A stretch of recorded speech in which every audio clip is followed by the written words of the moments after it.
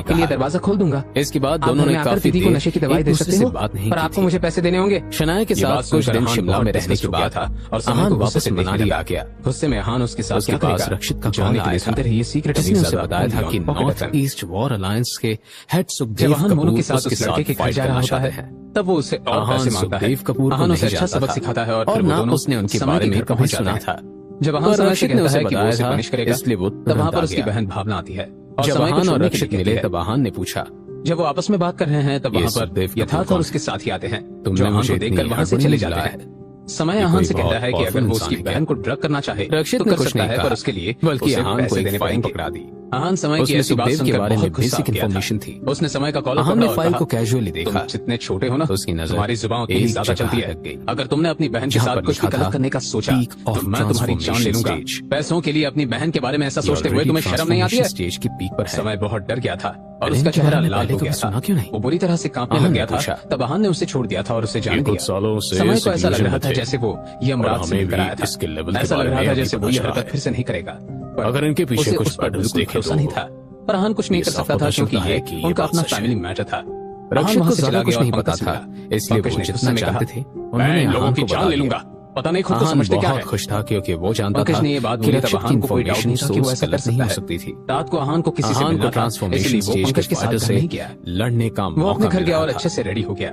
वो जैस्मिन से मिलने वाला था, इसलिए वो बहुत अच्छा ज्यादा दिखना खुश चाहता होने की था। जरूरत नहीं है। शाम को सिटी में लाइट्स चल रही थी तुमसे और फाइट पूरा करना शहर चाहते हैं, बहुत खूबसूरत लग पर रहा वो था। एक गैम्बलिंग पंकज फाइट ने होगी। उन दोनों के लिए जैसलमेर अब में उन्हें तुमसे एक क्या बहुत चाहिए रॉयल ये रेस्टोरेंट कोई में नहीं सीट्स बुक जानता। कर दी थी। रक्षित रक्षित ने बिना कहा, रिजर्वेशन के कोई नहीं जा गैम्बलिंग सकता था। वो क्यों?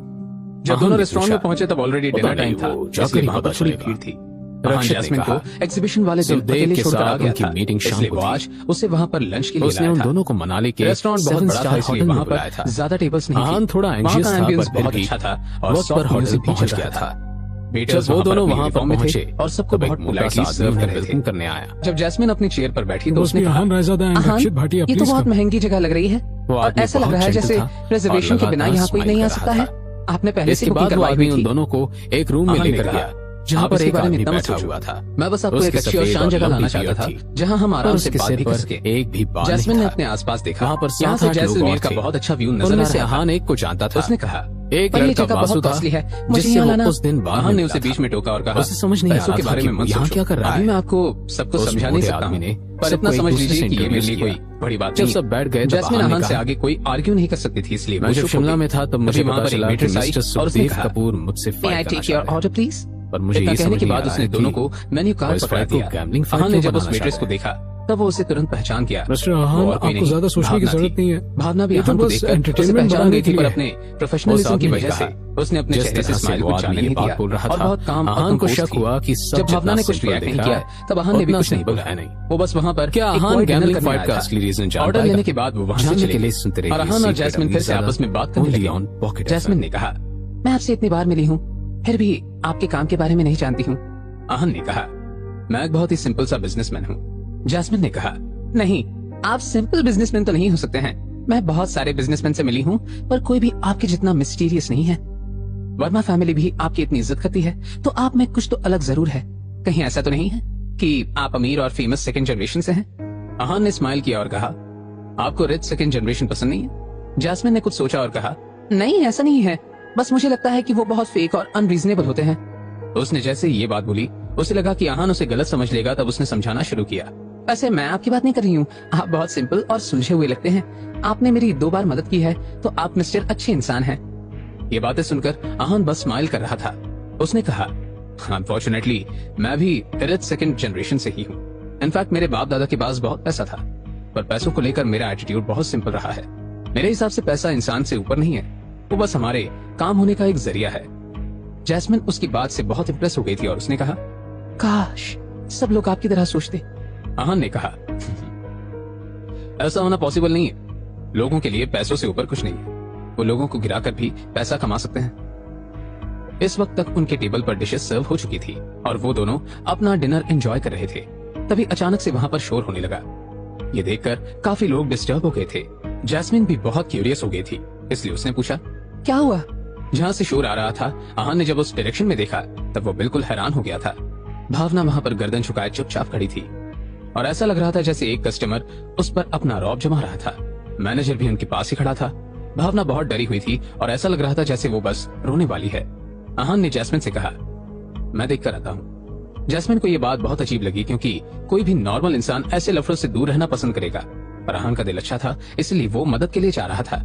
जब वो वहां जा रहा था तब उसने देखा कि जो कस्टमर था उसने सूट पहना हुआ था और वो बहुत कल्चर्ड और अमीर लग रहा था। उस आदमी ने कहा, तुम्हारी इस माफी का मैं क्या करूं? भावना ने कुछ नहीं बोला, पर जो मैनेजर था उसने कहा, सर मैं आपसे माफी मांगता हूँ, आपका जो भी नुकसान हुआ है हम भरने के लिए तैयार है। उस आदमी ने कहा, मुझे तुम्हारी माफी नहीं चाहिए, मुझे रेस्टोरेंट के मालिक से मिलना है। वो ये बात ऐसे बोल रहा था जैसे मैनेजर की उसके सामने बोलने की कोई औकात नहीं थी। मैनेजर ने कहा, सर मैं अपने बॉस को नहीं बुला सकता हूँ, आपको जो बात करनी है आप मुझसे कर सकते हैं। आदमी ने कहा, तुमसे बात करूं? मैं तुम जैसे 2 कौड़ी के लोगों के मुंह नहीं लगता हूँ। मैनेजर ने कहा, प्लीज मेरी बात समझने की कोशिश कीजिए, मेरे बॉस यहाँ पर नहीं है, आपको मुझसे ही बात करनी पड़ेगी। यहाँ पर और भी लोग हैं, हम उनकी शाम पर बात नहीं कर सकते हैं, आप जो बोलेंगे हम करने के लिए तैयार हैं। मैनेजर बहुत हेल्पलेस था, क्योंकि वहां पर और भी लोग डिनर कर रहे थे और जो इस ड्रामे की वजह से डिस्टर्ब हो रहे थे। मैनेजर पर बहुत प्रेशर था, क्योंकि वहां जो गेस्ट्स थे वो कोई भी मामूली लोग नहीं थे। उस आदमी ने भावना की तरफ देखा और कहा, इसे बोलो मेरे साथ बैठेगी और ड्रिंक करेगी। मैनेजर को यह रिक्वेस्ट बहुत सिंपल लगी। वो खुश था कि उस आदमी ने कुछ बहुत बड़ा नहीं मांग लिया था। उसने भावना से कहा, खड़ी खड़ी सोच क्या रही हो, बैठो और जो सर बोल रहे हैं वो करो। भावना को लग रहा था कि उसके साथ बहुत गलत हो रहा था, पर उसके पास कोई ऑप्शन नहीं था। इसलिए वो चेयर पर बैठ गई और उसने ग्लास उठाकर उसे एक बार में ही खाली कर दिया। वो इतना हड़बड़ाहट में ड्रिंक कर रही थी कि थोड़ी सी वाइन उसकी वाइन शर्ट पर गिर गई थी। वो आदमी बहुत खुश हो गया और उसने कहा, गुड, वेरी गुड। भावना तुरंत खड़ी हो गई। सबके सामने उसने हार मान ली थी, पर अपने दिल में उसने मान लिया था कि वो उस आदमी के सामने नहीं झुकी थी। उस आदमी ने कहा, अरे तुम खड़ी क्यों हो गई? मैंने तुमसे मेरे साथ ड्रिंक करने के लिए कहा, ना कि एक ग्लास पीने के बाद उठने के लिए। भावना उसे देख रही थी और उसका गर्ल इंस्टिंक्ट उसे बता रहा था कि उसके इरादे अच्छे नहीं थे। आहान उस आदमी के इंटेंशंस पहचान गया था, इसलिए उसने कहा, बस बहुत हो गया। अब अगर तुमने इस लड़की को कुछ भी बोला तो मुझसे बुरा कोई नहीं होगा। आहान को सामने वाली पार्टी का बिल्कुल डर नहीं था, इसलिए उसने ये बात बहुत डायरेक्टली बोली थी। वो आदमी हैरान था क्योंकि कोई उसे इस वेट्रेस के बारे में ऐसा क्यों बोल रहा था। उसने कहा, मेरे काम में टांग अड़ाने की जरूरत नहीं है। आहान को उसका एटीट्यूड बिल्कुल पसंद नहीं आया, इसलिए उसने उसका कॉलर पकड़ा और उसे जमीन पर गिरा दिया। उस आदमी ने गुस्से में कहा, ये क्या बदतमीजी है, इसके लिए मैं तुम पर केस कर सकता हूँ। आहान ने बिना कुछ सोचे उसका कॉलर पकड़ा, उसे गेट के पास लेकर गया और उसे बाहर धक्का दे दिया। उसने कहा, अगर दोबारा यहाँ पर नजर आए तो मुझसे बुरा कोई नहीं होगा। ये सुनकर वो बहुत डर गया था और उसने फिर से वहां आने की हिम्मत नहीं की। जब आहान वापस अंदर आया तो मैनेजर ने भी चैन की सांस ली, क्योंकि अब अगर उस आदमी को इस इंसल्ट का बदला लेना होगा तो वो आहान से लेगा। इस वक्त सब आहान को देख रहे थे। भावना आहान से कुछ कहना चाहती थी, पर उसकी हिम्मत नहीं हुई। वो वापस जैस्मिन के सामने आकर बैठ गया। जैस्मिन ने पूछा, आप इस लड़की को जानते हैं? आहान ने कहा, हाँ, मैं इससे एक बार मिला हूं, हम डिनर कंटिन्यू करते हैं। जैस्मिन ने कहा, जिस तरह से सब देख रहे हैं आपको लगता है कि मैं खा सकती हूँ? आहान ने देखा कि सब उन्हें ही देख रहे हैं। उसने कहा, चलो कहीं और चलते हैं। इसके बाद उन्होंने बिल सेटल किया और वहां से चले गए। कुछ देर बाहर घूमने के बाद और खाने के बाद आहान ने जैस्मिन को उसके घर ड्रॉप कर दिया। एक वेयर हाउस में कुछ लोग बैठे थे। उनमें से 3 लोग ताश खेल रहे थे और 3 लोगों में से एक था यथार्थ। उसके चेहरे पर चोट के निशान साफ नजर आ रहे थे। एक आदमी ने कहा, लगता है आज यथार्थ पिट कर आया है। यथार्थ ने कहा, बकवास बंद करो, मैं गिर गया था। दूसरे आदमी ने कहा, गिर गए थे या किसी ने गिरा दिया था? इतना बोलते ही सब वहां पर हंसने लगे। उनमें से एक आदमी ने कहा, यथार्थ, तुम हमारे भाई हो, जो हुआ है खुलकर बताओ। जिसने भी तुम्हारे साथ ये किया है हम उसके टुकड़े टुकड़े कर देंगे। यथार्थ के मन में आहान को लेकर थोड़ा डर था। क्या यथार्थ उन लोगों को आहान के बारे में बताएगा? जानने के लिए सुनते रहिए secret Amirzada only on Pocket FM. रात को आहान जैस्मिन के साथ डिनर पर गया। जब दोनों बात कर रहे थे तब वहां पर वेट्रेस आई। उसने ऑर्डर के लिए पूछा। वो वेट्रेस कोई और नहीं बल्कि भावना ही थी, पर दोनों ने ही एक दूसरे को देखकर रिएक्ट नहीं किया। जब वो दोनों खाना खा रहे थे तब वहां पर एक आदमी भावना के लिए प्रॉब्लम क्रिएट कर रहा था, जिसे आहान ने धक्के मारकर रेस्टोरेंट से बाहर निकाल दिया था।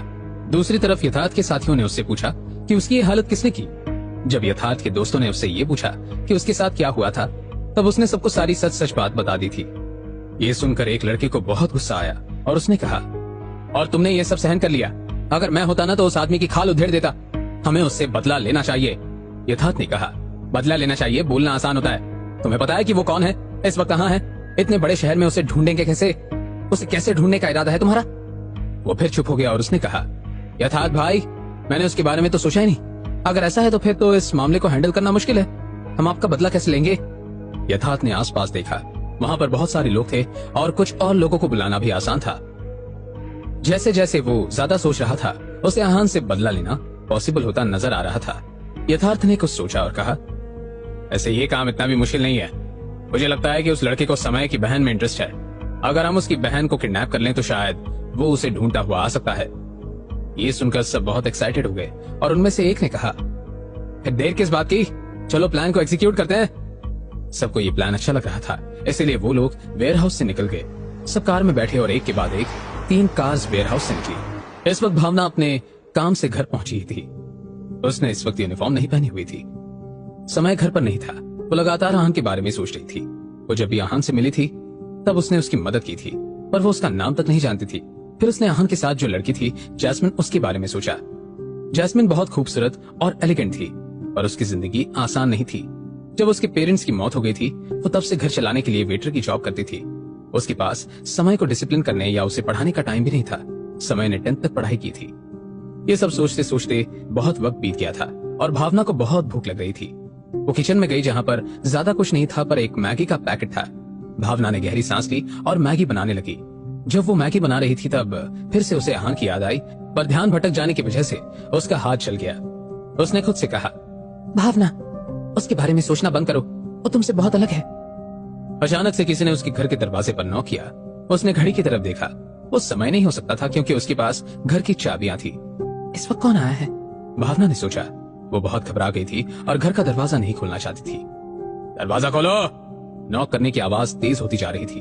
भावना के दिल की धड़कनें बढ़ने लगी थी। वो ऐसे प्रिटेंड करना चाहती थी जैसे घर में कोई नहीं था और लिविंग रूम की लाइट्स ऑन थी। भावना भागकर बेडरूम में जाकर छुप गई। वो नहीं जानती थी कि इस वक्त उसके घर कौन आया है जो इतनी जोर जोर से नॉक कर रहा था। स्टोव पर अभी भी मैगी रखी हुई थी, पर इस वक्त उसके पास इसके बारे में सोचने का वक्त नहीं था। वो बस इतना चाहती थी कि वो लोग वहां से चले जाएं। उसे तो ये भी समझ नहीं आ रहा था कि उसे मदद के लिए किसे बुलाना चाहिए। शहर में कोई उनका अपना नहीं था। अचानक से उसकी आंखों के सामने आहान का चेहरा आया, पर वो उसे नहीं बुला सकती थी। वो तो उसे जानती तक नहीं थी। जब यथार्थ और उसके दोस्तों ने देखा कि नॉक करने का कोई फायदा नहीं हो रहा था, तब वो खिड़की से झांकने लगे, पर इसका भी कोई फायदा नहीं था क्योंकि उन्हें अंदर कुछ नजर नहीं आ रहा था। एक लड़के ने हॉकी स्टिक से खिड़की तोड़ दी, जिसके टूटने की आवाज से भावना बहुत डर गई थी। कांच तो टूट गया था, पर वो लोग अंदर नहीं आ सकते थे क्योंकि वहां पर लोहे की जाली थी जिसे तोड़ना आसान नहीं था। यथार्थ लगातार दरवाजा नॉक कर रहा था, पर सामने से कोई रिस्पॉन्स नहीं आया। सब लोग इरिटेट हो रहे थे। बाहर आवाज सुनकर वो बूढ़ा आदमी बाहर आ गया था। उसे देखकर एक लड़के ने कहा, ओ चाचा, चुपचाप अंदर चले जाओ, और अगर ज्यादा होशियारी की ना तो हमसे बुरा कोई नहीं होगा। वो बूढ़ा आदमी चुपचाप सहमा हुआ अंदर चला गया। वो बूढ़ा हो गया था, इसलिए उनसे मुकाबला नहीं कर सकता था। उसे अपनी जान प्यारी थी, इसलिए उसने उनके काम में दखल देना ठीक नहीं समझा। अंदर लाइट्स चल रही थी, इसलिए उन्हें विश्वास था कि अंदर कोई था। यथार्थ ने गुस्से में देखा, जल्दी से किसी को बुलाओ जो ये जाली तोड़ सके। मुझे विश्वास है कि वो लड़की अंदर ही है और मैं उसे बचकर जाने नहीं दूंगा। जैसे ही उसने ये बात बोली, लोग अपना दिमाग चलाकर उस जाली को तोड़ने की कोशिश करने लगे, पर कोई भी सक्सेसफुल नहीं हो पा रहा था। पर जब एक लड़का आया तब उसने देखा कि नेट पर जंग लगी हुई थी, जिसे तोड़ना ज्यादा मुश्किल नहीं था। जब यथार्थ ने देखा तो वो बहुत खुश हो गया। वो जोर से चिल्लाया, एक बार वो लड़की हाथ आ जाए फिर हमारा बदला लेना आसान हो जाएगा। भावना को ये सारी बातें अच्छे से सुनाई दे रही थी। वो इतना डर गई थी कि उसके आंसू रुक नहीं रहे थे। उसे डर था कि अगर वो अंदर आ जाए तो कभी वो बच नहीं पाएगी। अचानक से भावना ने लोहे के गिरने की आवाज सुनी, तब वो बहुत डर गई और उसे विश्वास हो गया था कि वो लोग अंदर आ गए हैं और अब वो बच नहीं सकती। कुछ देर चुप रहने के बाद उसे एहसास हुआ कि बाहर से कोई हलचल नहीं हो रही है। उसका डर और बढ़ गया था। उसे लग रहा था जैसे वो लोग उसके बाहर आने का इंतजार कर रहे थे, और जैसे ही वो बाहर जाएगी वो लोग उसे उठाकर ले जाएंगे और फिर शायद मार देंगे। जब बहुत देर तक कोई आवाज नहीं आई, तब भावना ने अपने आप को शांत किया और बेडरूम में आ गई थी। उसने देखा कि खिड़की के कांच बिखरे हुए थे और जाली भी टूटी हुई थी, पर वहां पर कोई नहीं था। उसे बहुत हैरानी हुई, पर फिर भी उसे समझ नहीं आ रहा था कि क्या हो रहा था। अचानक से दरवाजे पर फिर से हल्का सा नॉक हुआ। भावना बहुत घबरा गई। बाहर से आवाज आई, मैं हूं, मैंने उन लोगों को भगा दिया है। भावना को यह आवाज बहुत जानी पहचानी लग रही थी, पर उसे समझ नहीं आ रहा था कि वो किसकी आवाज है। उसने पक्का इरादा कर लिया था कि वो दरवाजा नहीं खोलेगी। सामने से आवाज आई, अगर तुम्हें डर लग रहा है तो फिर मैं कल आता हूं, अभी तुम आराम कर लो।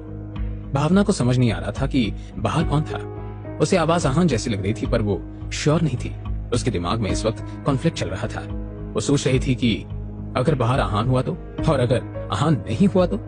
ये कॉन्फ्लिक्ट बहुत बड़ा था, पर फिर भी भावना ने हिम्मत की और गेट की तरफ चली गई। उसने जब गेट खोला तो बाहर जो आदमी था वो भी आवाज सुनकर वापस घूम गया था। अपने सामने आहान को खड़ा देखकर भावना अपने आंसू रोक नहीं पाई और फूट फूट कर रोने लगी। आहान उसे चुप कराना चाहता था, पर उसे समझ नहीं आ रहा था कि उसे क्या बोलना चाहिए। दरअसल जैस्मिन को घर छोड़ने के बाद उसके मन में भावना का ख्याल आया, तब वो वहां पर आ गया। जब उसने उसके घर के बाहर इतने सारे लोग और खासकर यथार्थ को देखा, तब उसे बहुत गुस्सा आया। जब यथार्थ ने उसे देखा तब उसके चेहरे का एक्सप्रेशन कोई खास अच्छा नहीं था। वो वहां आखिर आहान को मारने ही आया था। आहान ने आव देखा न ताव और यथार्थ को खींचकर एक थप्पड़ मारा।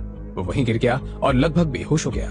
ये देखकर उसके साथी उससे बदला लेना चाहते थे और एक दो आगे भी आए थे, पर आहान ने उन्हें भी अच्छा सबक सिखाया था। जब बाकी लोग डर गए थे और वहां से भागने लगे, तब आहान ने कहा, अपने इस साथी को लेकर जाओ यहाँ से, और जब इसे होश आए तब कह देना कि अब अगर ये मुझे यहाँ नजर आया तो अच्छा नहीं होगा। भावना को इस तरह रोता हुआ देख आहान ने कहा, शांत हो जाओ, वो लोग जा चुके हैं, वो अब तुम्हें कभी परेशान नहीं करेंगे। भावना ने अपने आंसू पोंछे और अपने आप को शांत किया और उसके बाद कहा, थैंक यू सो मच। आहान ने स्माइल किया और उसके सामने खड़ा रहा। भावना को अचानक से आहान का अंदर इनवाइट करना याद आया और उसने कहा, आप प्लीज अंदर आइए। आहान हिचकिचाया नहीं और सीधा अंदर आ गया। अंदर आने के बाद उसने पूछा, तुम्हारा भाई कहाँ है? इतनी रात को वो घर पर क्यों नहीं है? भावना ने कहा, वो बाहर गया है, शायद दोस्तों से मिलने। मैं आपके लिए पानी लेकर आती हूँ। जब भावना पानी लेकर अंदर आई तब उसका ये देखकर मुंह उतर गया कि उसकी मैगी जल गई थी। उसके पास खाने के लिए कुछ और नहीं था। बाहर आकर उसने पानी दिया और आहान ने वो पी लिया। उसने आहान को चाय के लिए पूछना चाहा था, पर दोनों भाई बहनों को चाय कॉफी पसंद नहीं थी, इसलिए घर में ऐसा कुछ नहीं था। जब आहान ने पानी पी लिया था तब उसे बहुत अच्छा लग रहा था, क्योंकि उसे लगा कि आहान उसे अपने बराबर समझ रहा था। अचानक से उसे कुछ याद आया और उसने पूछा, वैसे आप क्यों? मेरा मतलब है, आप यहाँ कैसे? आहान ने कहा, वो अचानक से मुझे तुम्हारी फिक्र हुई थी और मैंने सोचा कि तुम दोनों कोई मुसीबत में तो नहीं हो, इसलिए देखने आ गया। भावना ने कहा, ओह थैंक यू, आपने फिर से एक बार मुझे बचा लिया। आहान ने घर देखा और फिर कुछ सोचा और कहा, वैसे तुम इतने बड़े रेस्टोरेंट में काम करती हो, फिर तुम्हारी सैलरी भी बहुत अच्छी होगी, फिर इस जगह पर क्यों रहती हो? किसी बेटर जगह पर शिफ्ट क्यों नहीं हो जाती हो तुम दोनों? ये सुनकर भावना के चेहरे के एक्सप्रेशन बिल्कुल बदल गए। उसे समझ नहीं आ रहा था कि उसे वो क्या बोले। ये देखकर आहान ने पूछा, क्या बात है, कोई परेशानी? भावना बहुत खुदगर्ज लड़की थी और उसे हमेशा लगता था कि वो हर प्रॉब्लम खुद सॉल्व कर सकती थी और वो कर भी लेती थी। पर आहान के सामने वो चुप नहीं रही और उसने कहा, रेस्टोरेंट से मुझे बहुत पैसे मिलते हैं, पर समय के ऊपर बहुत उधार है मेरी सैलरी उसमें निकल जाती है। और बोलते बोलते भावना चुप हो गई। भावना कभी किसी के सामने रोती नहीं थी, पर आहान के सामने उसकी आंखों के आंसू रुक नहीं रहे थे। आहान उसकी मदद कैसे कर सकता था? वो इतना तो जान गया था कि उसका सेल्फ रिस्पेक्ट बहुत बड़ा है और अगर आहान ने उसे ऐसे ही पैसे दिए तो वो नहीं लेगी। बहुत सोचकर आहान ने कहा, मैं तुम्हारी मदद कर सकता हूँ। क्या भावना आहान की मदद लेगी? जानने के लिए सुनते रहिए secret Amirzada only on Pocket FM. Yatharth उसके दोस्त भावना को किडनैप करके आहान से बदला लेने का प्लान करते हैं। भावना जब घर पहुंचती है तब वो लगातार आहान के बारे में सोचती है। खाना बनाते वक्त जब उसके घर के दरवाजे पर नॉक होता है तब वो बहुत घबरा जाती है। आहान एक बार फिर उसे यथार्थ और उसके दोस्तों से बचा लेता है। जब भावना उसे अपनी कंडीशन के बारे में बताती है तब आहान उसकी मदद करना चाहता है। बहुत सोचकर आहान ने कहा, मैं तुम्हारी मदद कर सकता हूँ। मैं तुम्हारे भाई पर नजर रखूंगा और उसे कोई गलत काम नहीं करने दूंगा। समय भावना का सबसे बड़ा सिरदर्द था। वो उसे संभालने में हर बार नाकाम हो जाती थी। ये सुनकर वो बहुत खुश हो गई थी और उसने कहा, क्या सच में ऐसा हो सकता है? आप उस पर नजर रख सकते हैं?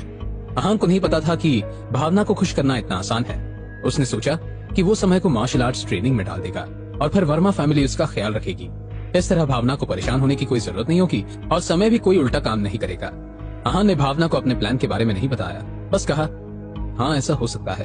भावना ने कहा, मैं अभी समय को घर बुलाती हूँ। समय कभी भी भावना का कॉल अवॉइड नहीं करता था।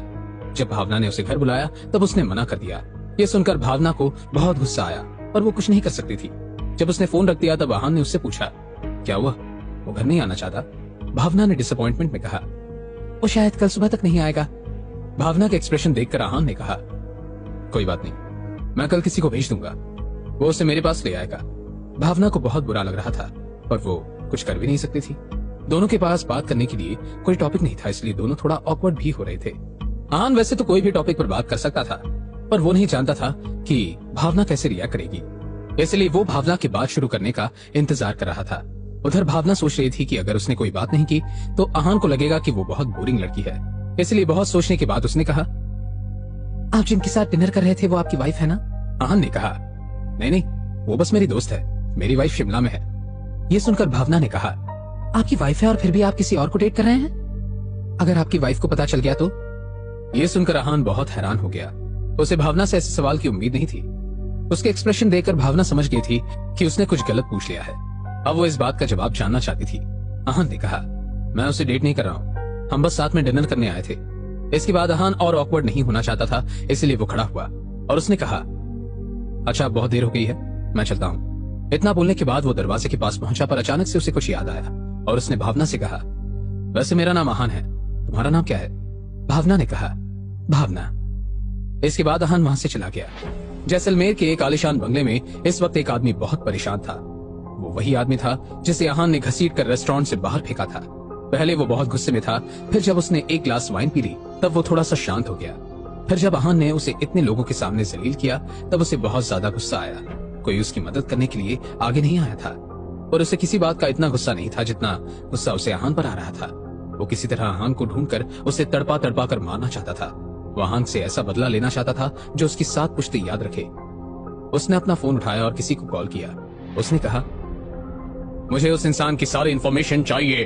अगर वो उस रेस्टोरेंट में खाना खा रहा था मतलब कुछ तो बात है। वो कोई मामूली इंसान तो नहीं हो सकता है। 2 घंटे बाद वो एक बार में बैठा था। उसके सामने एक और आदमी था जिसने उसने कॉल करके इंफॉर्मेशन मांगी थी। उसका नाम प्रथम था और वो डेजर्ट एरिया में काफी फेमस था। उस आदमी ने पूछा, तुम उस लड़की के बारे में इंफॉर्मेशन निकाल पाए हो? प्रथम ने कहा, हितेश सर, आप मुझे क्या समझते हैं? क्या आपको लगता है कि मैं ये काम नहीं कर सकता हूँ? इस एरिया में ऐसा कोई इंफॉर्मेशन नहीं है जो मैं ना निकालवा सकूं। उस आदमी का नाम हितेश था और वो डेजर्ट एरिया के अमीर लोगों में से एक था।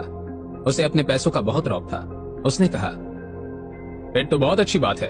पैसों की फिक्र मत करना, मुझे बस इस लड़की की सारी इंफॉर्मेशन चाहिए। प्रथम ने स्माइल किया और कहा, इस आदमी का प्राइस कम नहीं है, पर कुछ बातें हैं जो मुझे नहीं पता है कि सच है या नहीं, इसलिए मैं आपको 30% डिस्काउंट दे सकता हूँ। इस हिसाब से अमाउंट हुआ 7 लाख रुपए। किसी की इंफॉर्मेशन के लिए 7 लाख रुपए देना बहुत बड़ा अमाउंट था, पर हितेश को इससे कोई प्रॉब्लम नहीं थी। वो तो बदले की आग में जल रहा था। उसने कहा, ठीक है, तुम्हारे 7 लाख रुपए तुम्हें मिल जाएंगे, पर अगर कोई भी इंफॉर्मेशन गलत हुई तो मुझसे बुरा कोई नहीं होगा। तुम अच्छे से जानते हो कि मैं कौन हूँ। प्रथम ने कहा, बिल्कुल जानता हूँ। कोई बेवकूफी होगा जो आपको ऑफेंड करने के बारे में सोचेगा। गलती से भी किसी ने आपको कुछ कहा तो फिर उसे गलती सुधारने का तो मौका ही नहीं मिलेगा। अपने बारे में ये सब बातें सुनकर हितेश को बहुत अच्छा लग रहा था। उसने कहा, अच्छा ये सब बातें रहने दो और मुझे उस लड़के के बारे में बताओ। प्रथम ने कहा, उसका नाम आहान रायजादा है और वो मनाली से आया है। हितेश ने आहान के बारे में सुना हुआ था, इसलिए वो बहुत हैरान हो गया था। उसने कहा, आहान वो यहाँ डेजर्ट एरिया में क्यों आया है? हितेश को सोच में डूबा हुआ देखकर प्रथम ने कहा, सर, कोई तो कारण ही होगा जो मैं आपसे 7 लाख रुपए ले रहा हूँ। आपको जानना है कि वो डेजर्ट एरिया में क्यों आया? हितेश ने कहा, बातें गोल गोल घुमाना बंद करो, मुझे साफ साफ बताओ कि यहाँ पर वो क्यों आया है। हितेश बहुत बेचैन था। प्रथम ने कहा, आहान यहाँ पर डेजर्ट वुल्फ से डील करने आया है। उसके लिए वो यहाँ पर गैंग बनाकर और फैमिलीज को एक साथ ला रहा है। हितेश ने कहा, क्या वो पागल तो नहीं हो गया? उसे डेजर्ट वुल्फ की पावर के बारे में पता नहीं है क्या? प्रथम ने कहा, इसमें कोई शक नहीं है कि डेजर्ट वुल्फ बहुत खतरनाक है और पावरफुल है, पर आहान भी कुछ कम नहीं है।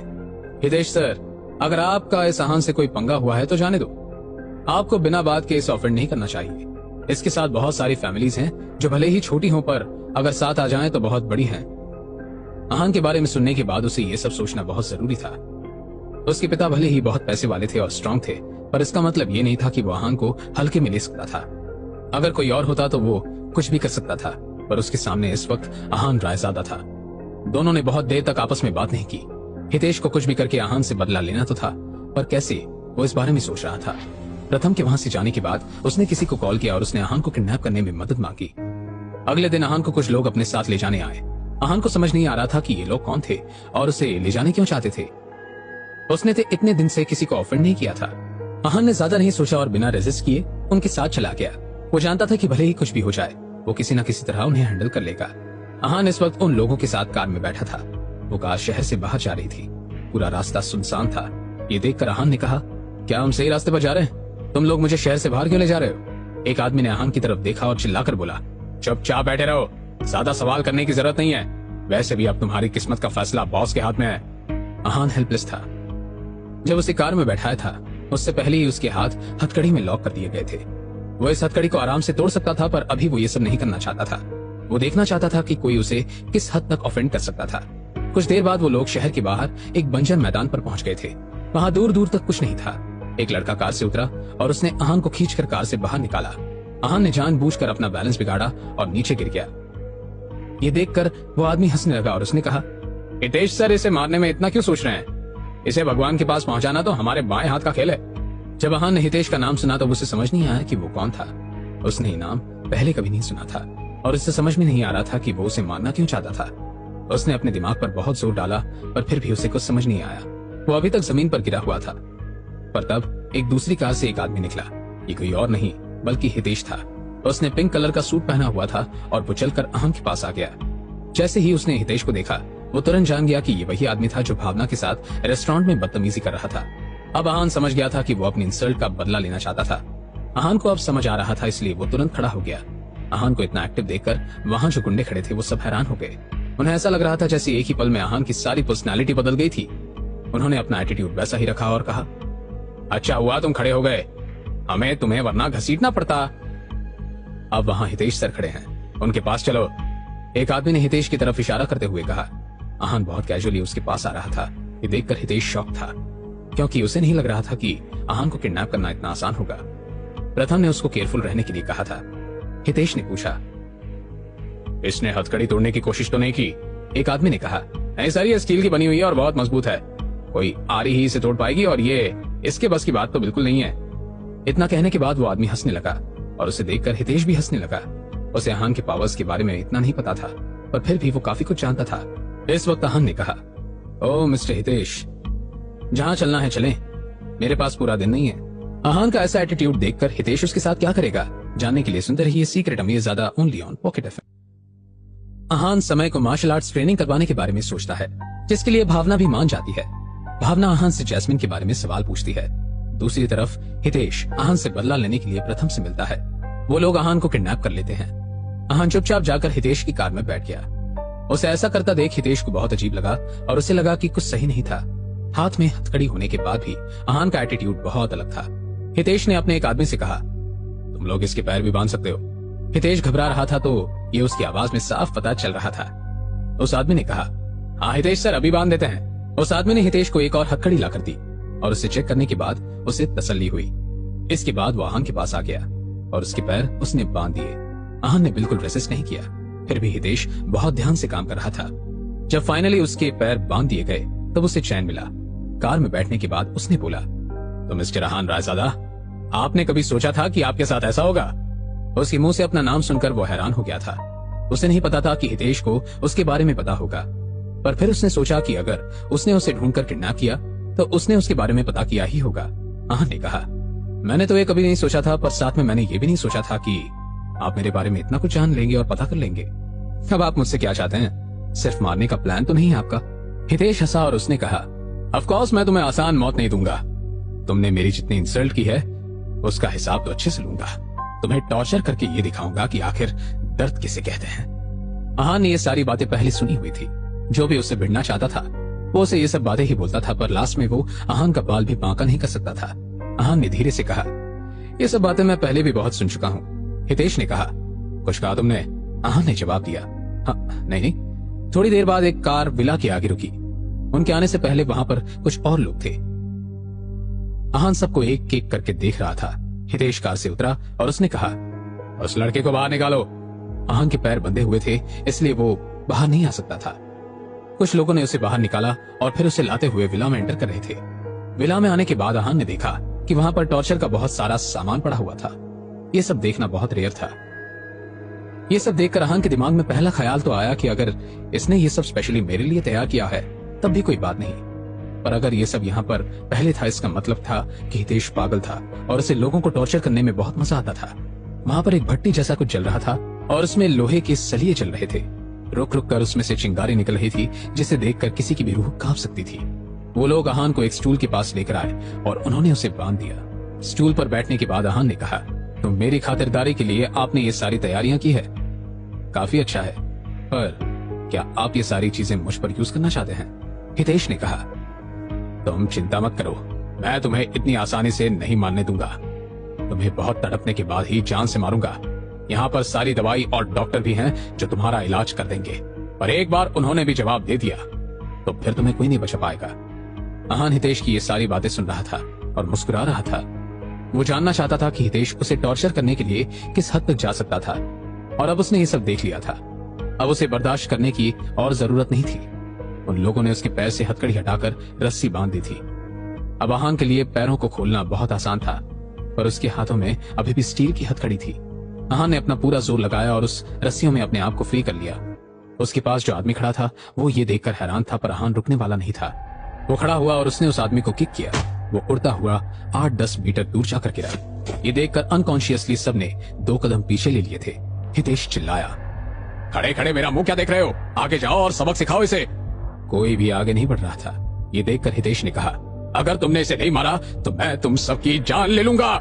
मेरे पैसे पर पलकर मेरे ही काम नहीं कर रहे हो। ये सुनकर वो लोग घबरा गए और आहान पर अटैक करने आगे बढ़े। आहान ने अपने मार्शल आर्ट स्किल्स का बहुत अच्छे से इस्तेमाल किया और एक एक को धूल चटा दी थी। कुछ ही मिनट में 4-5 लोग जमीन पर गिरे हुए थे और बाकियों के डर से पैर कांप रहे थे। आहान के लिए इन लोगों को हराना ज्यादा मुश्किल नहीं था। वो टॉप लेवल का मार्शल आर्टिस्ट था, वहीं ये लोग मामूली गुंडे थे जो सिर्फ हॉकी स्टिक और बैट घुमाना जानते थे। इन लोगों के पास आहान की एक भी मूव का कोई जवाब नहीं था। वो आहान के अटैक्स को डॉज कर पाते उससे पहले तो आहान ने उन्हें चित कर दिया था। इस वक्त आहान कुछ ऐसा ढूंढ रहा था जिससे वो स्टील की हथकड़ी खोल सके, इसीलिए उसे तोड़ना इतना मुश्किल नहीं था। पर अगर वो ऐसा नहीं करता तो कहीं ना कहीं उसे चोट आ सकती थी। इस वक्त आहान नहीं चाहता था कि उसकी कलाई पर चोट आए। हितेश अपने आदमियों को उठाने के लिए और आहान पर अटैक करने के लिए कह रहा था, पर कोई भी उसकी बात नहीं सुन रहा था। आहान को किसी के पास से एक तार भी मिल गया था जिसकी मदद से वो हथकड़ी आसानी से खोल सकता था। आहान ने तार उठाया और उसे हथकड़ी के छेद में डालने लगा। उसे थोड़ा स्ट्रगल करना पड़ा, पर वो जानता था कि उसके पास बहुत कम वक्त है, इसलिए उसने जल्दी हाथ चलाया और लॉक खोल दिया। अब आहान आजाद हो गया था। उसने अपने हाथ पैर स्ट्रेच किए और खुद को रिलैक्स किया। इतनी देर बंधे रहने की वजह से आहान बहुत इरिटेटेड फील कर रहा था। पहले तो वो हितेश के मुंह नहीं लगने वाला था, पर जब उसने देखा कि हितेश उसके साथ क्या करने वाला था तब उसे बहुत गुस्सा आया। अब वो उसे इतने आसानी से छोड़ने वाला नहीं था। इस वक्त हितेश के साथी बहुत डरे सहमे हुए थे। हितेश भी बहुत परेशान हो रहा था। ये सब देखकर आहान को बहुत मजा आ रहा था। वो सबसे पहले भट्टी के पास गया और ग्लव्स पहनने के बाद एक लोहे का सरिया उठा लिया। वो इस वक्त आग में सुलग रही थी। उसने हितेश की तरफ देखा और कहा, अगर ये सरिया मैं तुम्हें लगा दूं तो तुम्हें कितना दर्द होगा। हितेश इस वक्त बहुत डर गया था। वो लगातार आहान से दूर भाग रहा था और आहान उसके करीब आ रहा था। हितेश ने घबराते हुए कहा, क्या कर रहे हो तुम? मेरे पास मत आओ।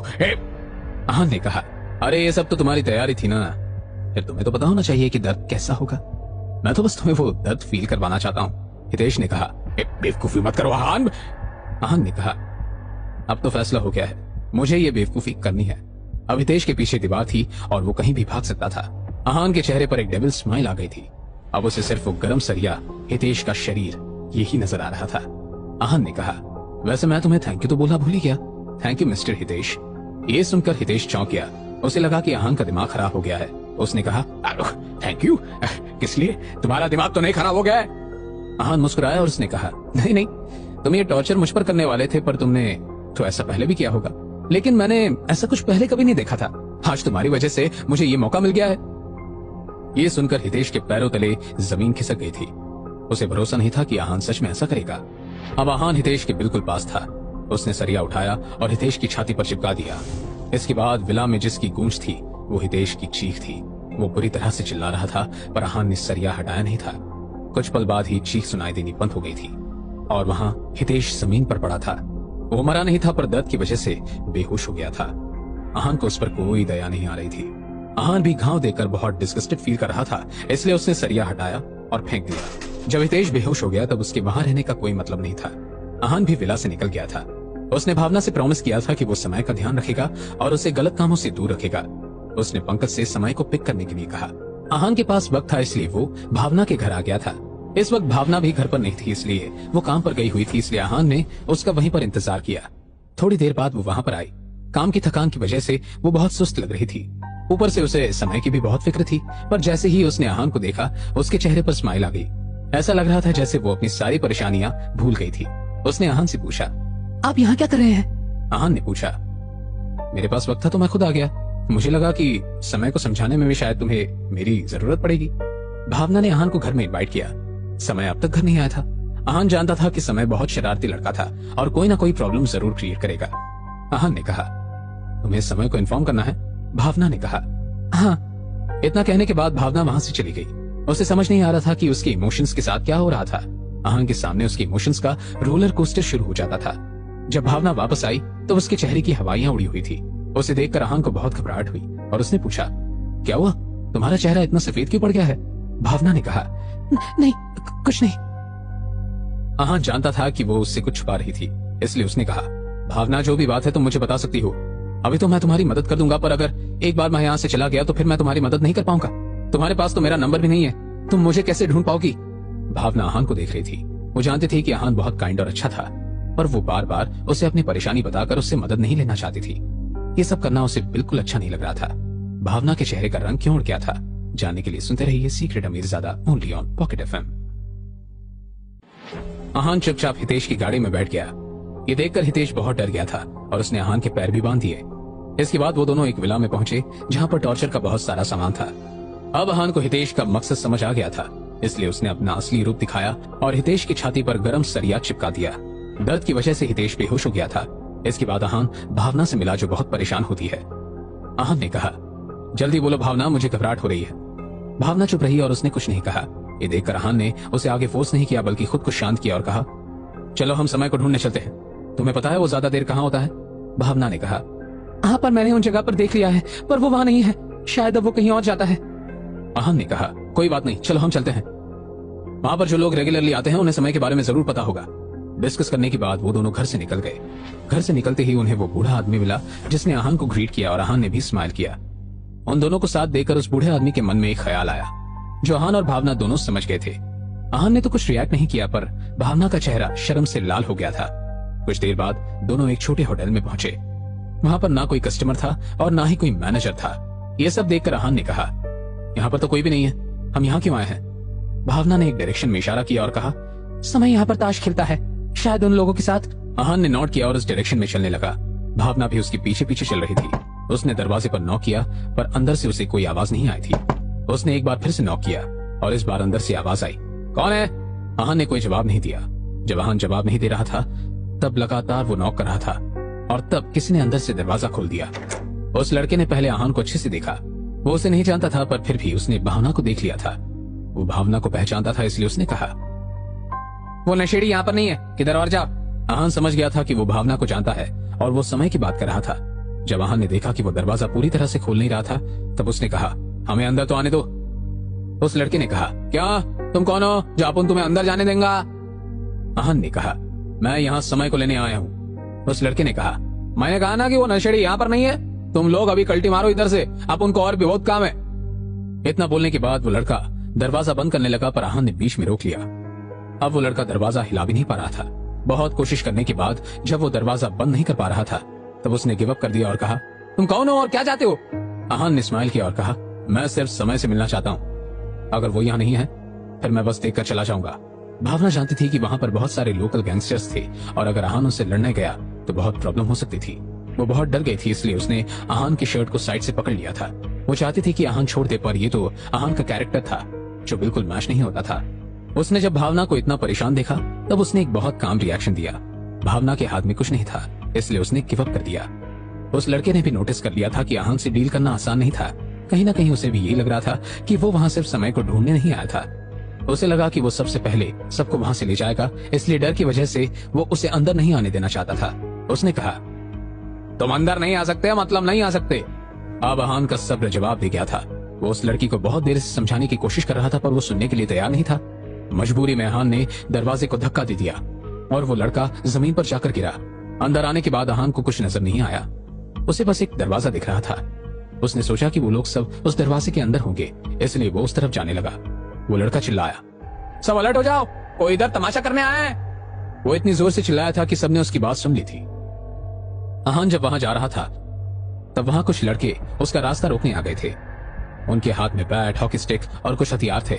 उनमें से कुछ बहुत पतले थे और कुछ बहुत मोटे लड़के थे। उनमें से एक ने आहान को देखा और कहा, तो तुम हो जो ज्यादा तमाशा करने आए हो?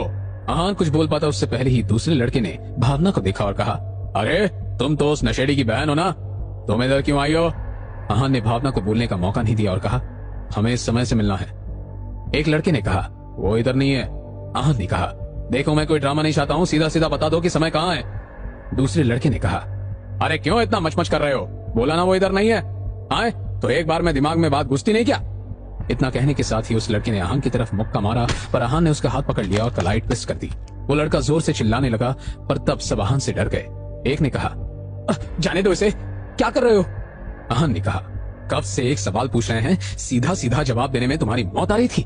जो बताएगा कि समय कहाँ है मैं उसे 10,000 रुपए दूंगा। 10,000 रुपए सुन के सबको लालच आ गया था। उन्होंने सोचा कि इतने पैसे सिर्फ समय को बताने के लिए मिल रहे थे, जो एक बहुत अच्छा सौदा था। इतने पैसे वो एक बार में कभी नहीं कमा सकते थे।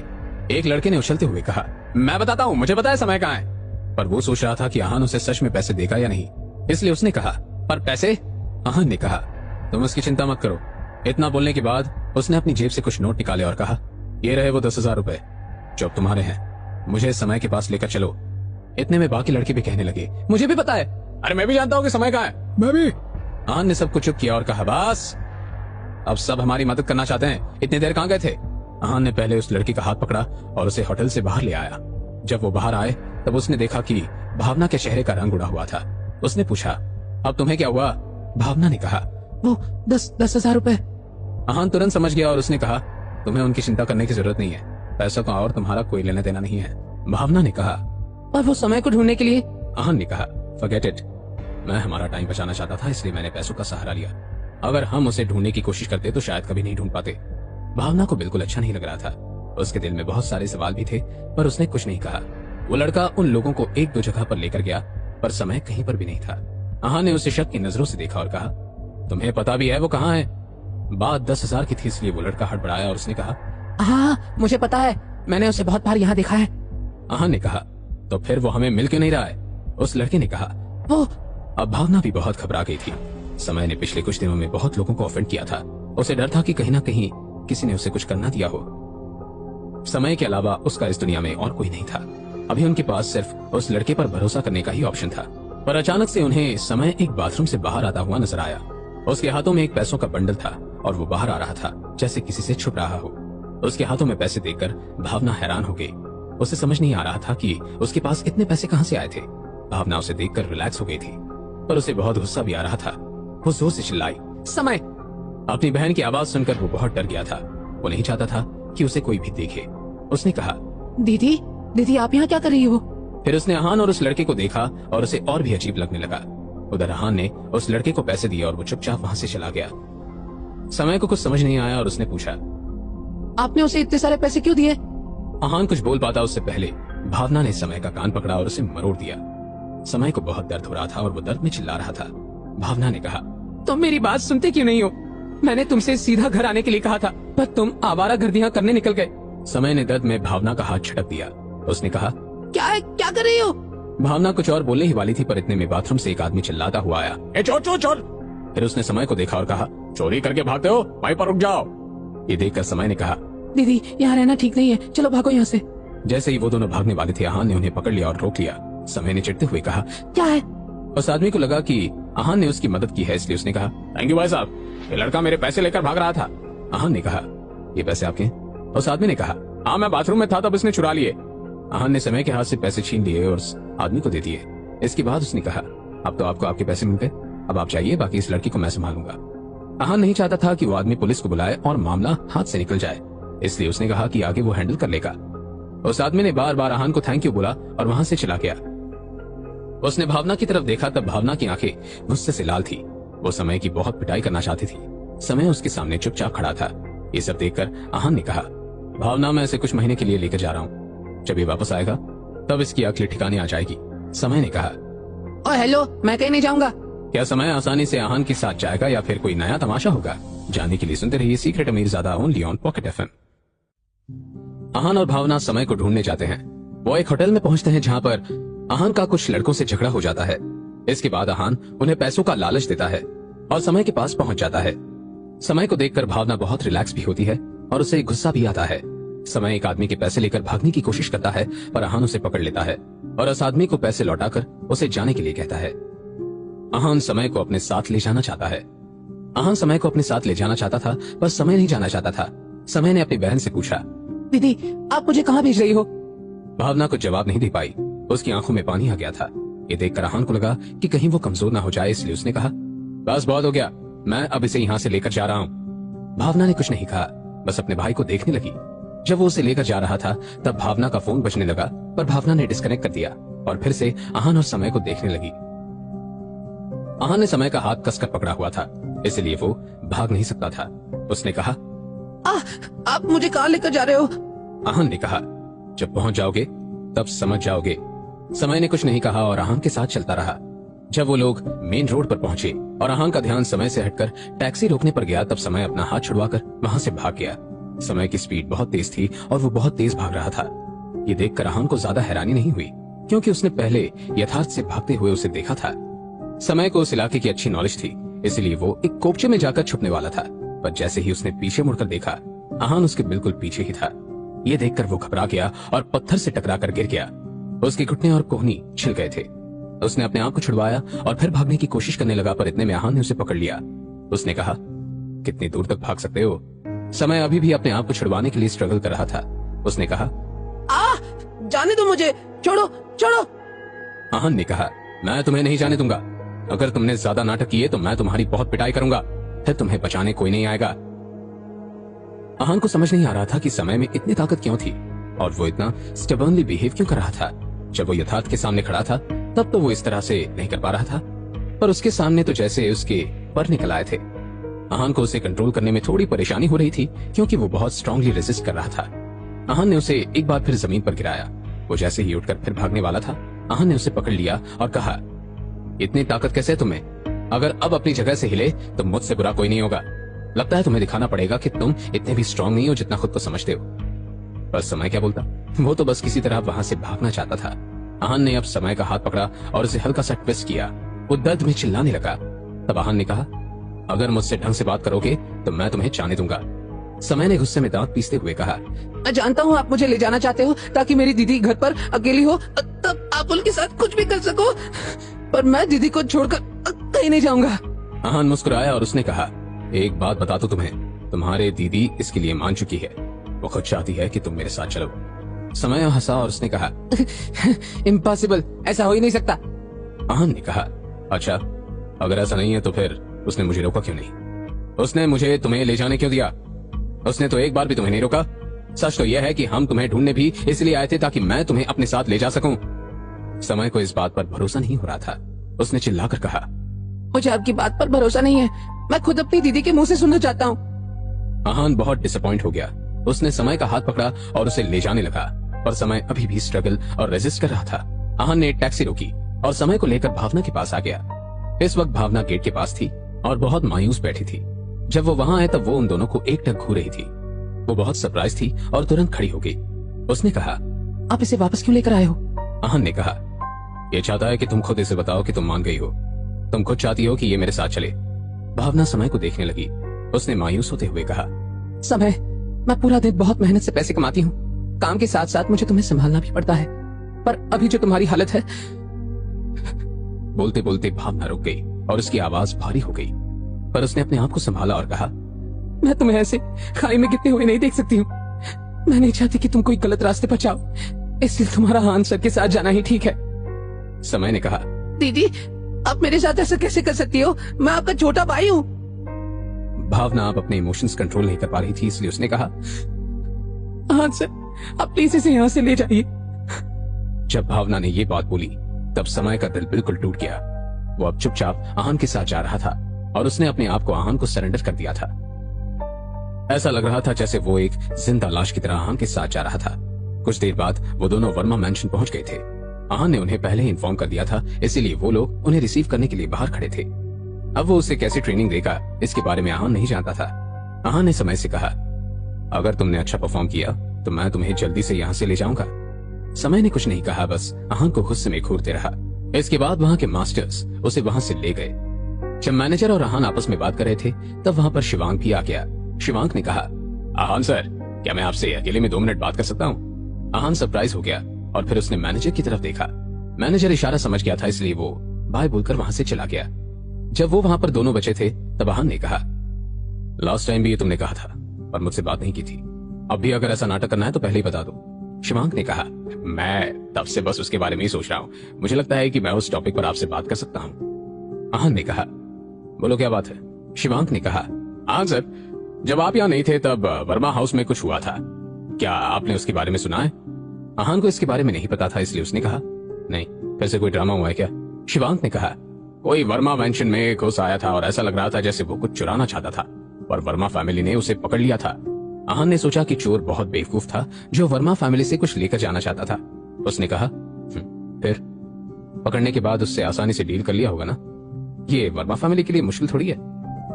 शिवांक ने नाम में सिर हिलाया और कहा, चोर बहुत पावरफुल है। वो हमारी पकड़ से भाग गया और जाते जाते उसने एक नोट छोड़ा है। यह सुनकर आहान ने कहा, क्या? ऐसा कैसे हो सकता है? कोई वर्मा फैमिली से बचकर कैसे जा सकता है? शिवांग ने कहा। अब ऐसा ही है। आहान ने पूछा, नोट में क्या लिखा हुआ था? शिवांग ने कहा, नोट में वर्मा फैमिली के लिए धमकी थी।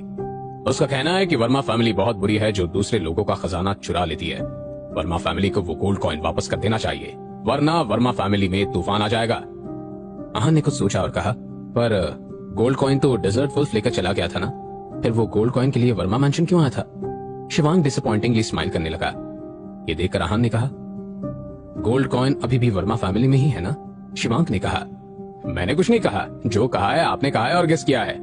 आहान बहुत हैरान था। उसे उम्मीद नहीं थी कि डेजर्ट वुल्फ इतने पावरफुल लोगों को भेजेगा, फिर भी वो लोग नकली गोल्ड कॉइन लेकर चले जाएंगे। पर आहान को समझ नहीं आ रहा था कि वो उसे ये सारी बातें क्यों बता रहा था। शिवांग ने आहान के चेहरे पर सवाल पढ़ लिया था, इसलिए उसने कहा, मैं सोच रहा हूँ कि क्या आप किसी मधुर को जानते हो? मधुर का नाम सुनकर आहान थोड़ा चौंक गया और फिर उसने कहा, नहीं, मैं नहीं जानता। शिवांग जानता था कि आहान झूठ बोल रहा है, पर फिर उसने कहा, जब आप पिछली बार वर्मा फैमिली के सीक्रेट वॉल्ट में गए थे तब वो आपके साथ था। आहान ने ऑकवर्डली स्माइल किया और कहा, तो अच्छा, तुम उसकी बात कर रहे हो? मैं उसके बारे में बिल्कुल भूल ही गया था। शिवांग ने कहा, उसने ही मुझे आपसे बात करने के लिए कहा था, वो आपसे मिलना चाहता है। आहान ने शिवांग को सरप्राइजिंगली देखा और कहा, तुम्हें डर नहीं लगता? शिवांग ने कहा, किस बात का डर? आहान ने कहा, अगर मैंने ये सब वर्मा फैमिली या वीरेन को बता दिया, तुम ही हो ना वो गद्दार जो वर्मा फैमिली को नुकसान पहुंचाना चाहता है। शिवांग ने कहा, अगर ऐसा हो गया तो फिर मैं अपने आप को बहुत अनलकी मानूंगा। बाकी जितना मैं आपको जानता हूँ, आप जो करेंगे सोच समझ कर करेंगे। आहान ने कहा, तुम्हें मुझ पर ज्यादा ही भरोसा नहीं, पर मुझे लोगों के काम में दखलंदाजी करना पसंद नहीं है। मधुर को मुझसे क्या काम है? शिवांग ने कहा, उसे वो गोल्ड कॉइन चाहिए। आहान ने कहा, वो अभी भी उसके बारे में सोच रहा है? वो वर्मा फैमिली से वो कॉइन कैसे ले पाएगा? उसे पता तो होना चाहिए कि वो कहाँ है, और अगर उसे वो मिल भी गया तब भी वर्मा फैमिली को पता चली जाएगा कि किसने चुराया है। शिवांग ने कहा, उनकी सबकी फिक्र नहीं है हमें। मुझे पता है वो गोल्ड कॉइन कहाँ हो सकता है, और एक बार अगर वो सी लाइन टावर पहुंच गया तो फिर कोई कुछ नहीं कर सकता। हमें बस ये जानना है कि आप हमारी मदद करेंगे या नहीं। आहान सोच में पड़ गया था। उसे समझ नहीं आ रहा था कि शिवांग नाटक कर रहा था या सच बोल रहा था। उसके लिए इस वक्त किसी पर भी भरोसा करना आसान नहीं था। आहान का मकसद बहुत बड़ा था, इसलिए उसे एक एक कदम सोच समझ कर चलना था। शिवांग ने कहीं ना कहीं देख लिया था कि आहान इस सब में इंटरेस्टेड है, इसलिए उसने कहा, अगर आप हमारी मदद करना चाहते हैं तो फिर आज रात को इस एड्रेस पर आ जाना। उसने आहान को एक पेपर दिया जिस पर एक एड्रेस लिखा हुआ था। आहान ने वो पेपर ले लिया और अपने पॉकेट में रख लिया। क्या आहान वहां जाएगा? जानने के लिए सुनते रहिए secret Amirzada only on Pocket FM. Bhavana ने समय को आहान के साथ भेज दिया। आहान को समय को संभालने में बहुत प्रॉब्लम हुई थी, क्योंकि वो वहां से नहीं जाना चाहता था और अपनी बहन से सुनना चाहता था। जब भावना ने उसे जाने के लिए कहा तब वो आहान के साथ वर्मा मैंशन आ गया और अपनी ट्रेनिंग के लिए चला गया। वहां पर आहान शिवांग से मिला, जिसने उसे एक एड्रेस दिया और रात को वहां पर मधुर से मिलने आने के लिए कहा। हॉस्पिटल में हितेश को बहुत देर बाद होश आया। उसे जब होश आया तब उसके दिमाग में सबसे पहले ही ख्याल आया कि उसके